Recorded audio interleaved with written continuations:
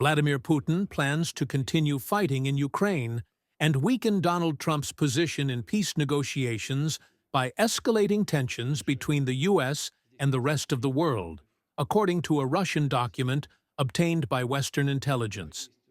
The U.S. is currently mediating between Ukraine and Russia, with Trump revealing that American envoys are en route to Moscow to present a potential ceasefire plan. However, Moscow has yet to accept the proposed 30-day ceasefire, intensifying aerial bombardments instead. Putin visited Kursk for the first time since Ukraine seized parts of it last August, signaling his determination to press on. The Kremlin claims the operation to retake the region is in its final stage.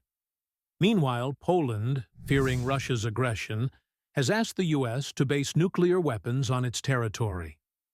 Documents from a Kremlin-linked think tank, obtained by The Washington Post, suggest Russia has been working since February to undermine peace talks by exacerbating U.S. tensions with China and the EU. The document, written for the FSB's Fifth Service, outlines strategies to boost Russia's global standing while dismantling Ukraine's government. The U.S. has twice sided with Russia at UN votes, reversing its traditional stance and alarming allies. One vote opposed a European resolution condemning Moscow, while another supported a resolution for ending Russia's invasion without criticism. Putin has avoided discussing a ceasefire ahead of talks with Trump's envoy, Steve Witkoff.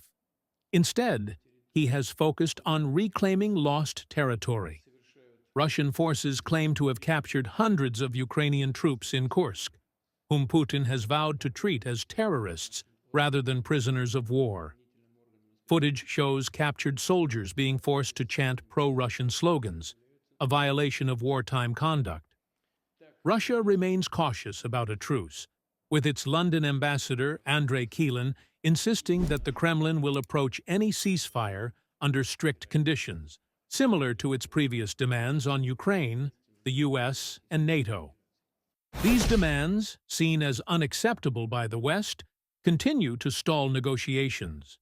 Meanwhile, Russia's foreign minister, Sergei Lavrov, has lashed out at British-led efforts to stabilize post-conflict Ukraine, labeling them as support for a Nazi regime. The Kremlin also rejects proposals for international peacekeepers, viewing them as Western-influenced. The think tank's document dismisses Trump's goal of securing a peace deal within 100 days as unrealistic, suggesting that negotiations cannot succeed before 2026. It also proposes allowing American companies access to Russian-controlled rare earth minerals as leverage in talks. During the February U.S.-Russia talks in Saudi Arabia, Trump mocked Zelensky for being excluded, stating Ukraine should have ended the war years ago. However, sources indicate that Putin is deliberately prolonging the conflict to seize more Ukrainian territory.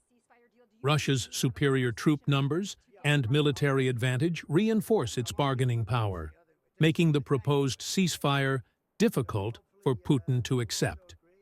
A senior Russian source told Reuters that Putin's strong position on the battlefield makes agreeing to a truce unlikely.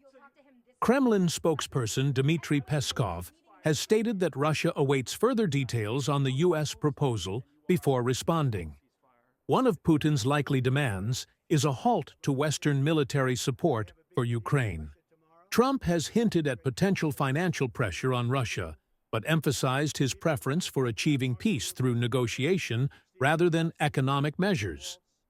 Meanwhile, Europe is also urging Moscow to accept the deal. The UK's Defence Secretary, John Healey, has called on Putin to accept the ceasefire and start negotiations, stressing that the pressure is now on the Kremlin. The UK and France are coordinating security guarantees for Ukraine, with military leaders from 34 nations meeting in Paris to accelerate efforts for peace.